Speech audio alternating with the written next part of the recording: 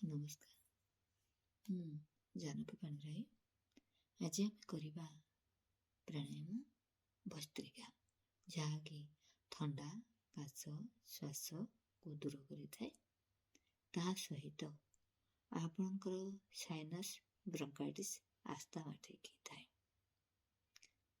Asthma ଜନ୍ମଗତ ଶ୍ୱାସ, ବଂଶାନୁଗତ ଶ୍ୱାସ, ଏଲର୍ଜି ଜନିତ ଶ୍ୱାସ ଦୂର ହୋଇଥାଏ।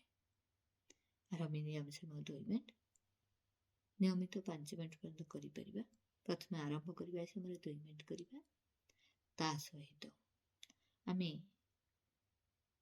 ଶ୍ୱାସ ଯଦି ଅଛି, ଜନ୍ମଗତ ଶ୍ୱାସ ସବୁବେଳେ ଯଦି ଥଣ୍ଡା ରହୁଛି, ତାହେଲେ ଆକୁ 10 ମିନିଟ୍ ପର୍ଯ୍ୟନ୍ତ ବି କରିପାରିବା।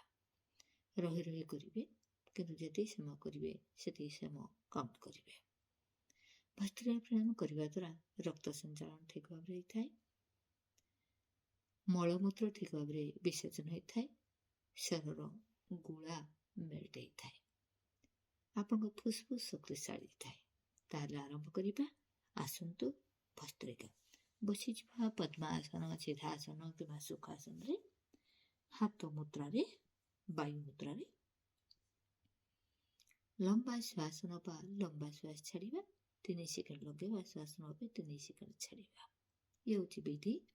ସଂକଳ୍ପ। ମୁଁ ପରମ ପିତା ପରମାତ୍ମାଙ୍କର ଦିବ୍ୟ ଊର୍ଜା, ଦିବ୍ୟ ଶକ୍ତି ଗ୍ରହଣ କରୁଛି। ଦିବ୍ୟତା, ଆରୋଗ୍ୟତା, ଶୁଦ୍ଧତା, ସ୍ୱାସ୍ଥ୍ୟ ମୁଁ ଧାରଣ କରୁଛି। ଏହି ସଂକଳ୍ପ ନେଇ ଭସ୍ତ୍ରିକା ପ୍ରାଣାୟାମ ସମୟ କହିଛି। ସମୟ, ସଂକଳ୍ପ, ବିଧି ଠିକ୍ ରଖିଲେ ସିଦ୍ଧି ପ୍ରାପ୍ତି ହେଇଥାଏ। ତାହେଲେ ଆସନ୍ତୁ ଆରମ୍ଭ କରିବା ଭସ୍ତ୍ରିକା।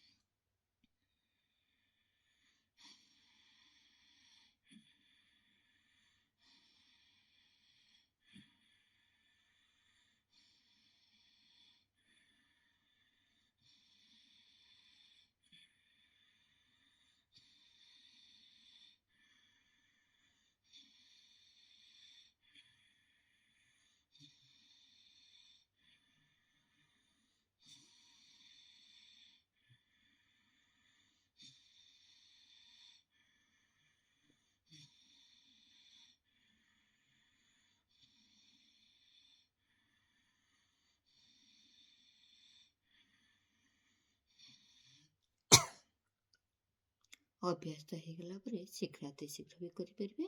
ଏହିପରି ଭାବରେ